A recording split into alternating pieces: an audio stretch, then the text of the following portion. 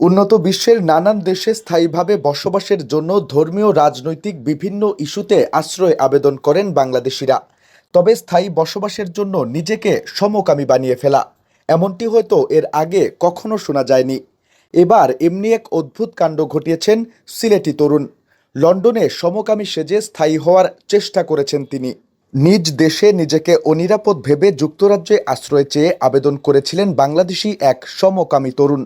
কিন্তু তার আশ্রয় আবেদন নাকচ করে দিয়েছে যুক্তরাজ্যের একটি আদালত। বলা হয়েছে ওই বাংলাদেশি প্রকৃত সমকামী নন, বরং যুক্তরাজ্যে স্থায়ী বসবাসের অনুমতি পেতে ভান ধরেছেন তিনি। ৩৮ বছর বয়সী ওই তরুণের বাড়ি বাংলাদেশের সিলেটে। তার দাবি, নিজের সমকামী সত্তাকে নিজ দেশে প্রকাশ করতে না পারায় ২০০৯ সালে শিক্ষার্থী ভিসা নিয়ে পাড়ি জমান যুক্তরাজ্যে। যুক্তরাজ্যে পৌঁছানোর পর দেশটিতে আশ্রয় চেয়ে আবেদন করেন ওই বাংলাদেশি। নিজের পক্ষে পেশ করেন নানা প্রমাণ। ২০১৮ সালের মার্চে দেশটির অভিবাসন বিরোধ সংক্রান্ত প্রথম স্তরের একটি ট্রাইব্যুনাল তার আবেদনটি প্রত্যাখ্যান করেন। রায়ে বিচারক বলেছিলেন, আবেদনকারী যে একজন প্রকৃত সমকামী তা বিশ্বাসযোগ্য নয়। ব্রিটিশ সংবাদপত্র মেট্রো জানিয়েছে, এই সংক্রান্ত একটি নথি দেখিয়েছে তারা।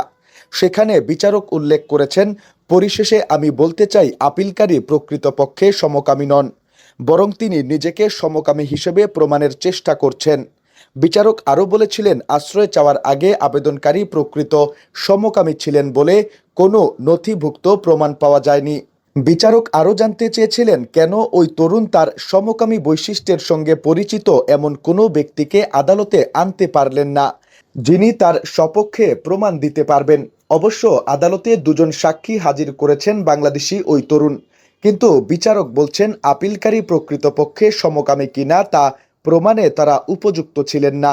LGBTQ+ প্রাইভেট ইভেন্ট এবং নাইট ক্লাবগুলোতে বাংলাদেশি ওই তরুণের উপস্থিতি নিয়ে প্রমাণ দাখিল করাও বিচারকের কাছে যথেষ্ট ছিল না। এমনকি সমলিঙ্গের পর্নোগ্রাফি দেখার ছবি দেখানো হলেও আদালত তা আমলে নেননি। বিচারক বলেছিলেন, আদালতে পেশ করা সমকামী পর্নোগ্রাফি দেখার ছবিটিও সাজানো ছিল। বিচারক আরও বলেছিলেন, আপিলকারীর নিজেকে সমকামী প্রমাণের লক্ষ্যে ওই ছবি পেশ করেছেন, কিন্তু ছবিতে বাহুল্য আয়োজন এবং সাজানো ভঙ্গি রয়েছে।